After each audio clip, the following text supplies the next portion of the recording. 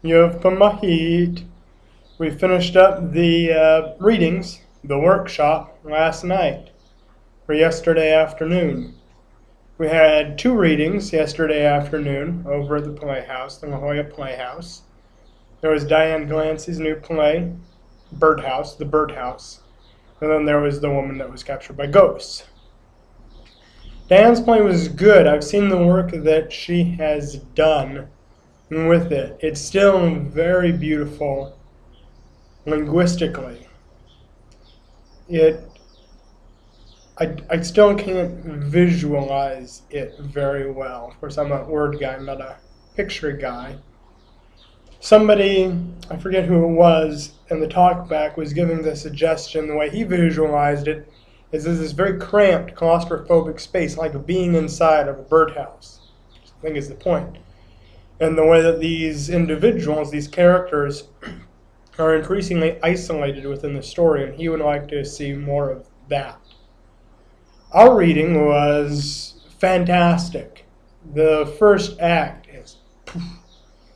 The second act, I think we started to lose people. And in fact, when we talked about it in the talkback, people wanted to see more of the temporal world in the story world. So just like the grandma is present as a spirit in the temporal world, in the breast cancer story, so the breast cancer should be a bigger element weaving in and out of the story world. I hope that Julie got great feedback on it, helpful feedback. It's a great play. I'm afraid that it sounds like from the talkback that we had that it still needs a little more work than I had been thinking. Of course, I'd become kind of myopic. I'm very familiar with it. I'm very familiar with what Julie thinks about it. But for somebody seeing it for the first time, I agree with them that there needs to be more of the first act and the second act. Just like there's the element of the second act, the story world, in the first act, the temporal world. Afterwards, we went out to dinner, and I talked to Stefan Wolfert, who runs a company that's modeled on this, on Native Voices. I forget what it's called. It's a prosaic name. You could probably come up with a better name. It's a theater for veterans. What is that? Veterans Center for the Performing Arts. Pretty prosaic, right? I think it'd come out with something better.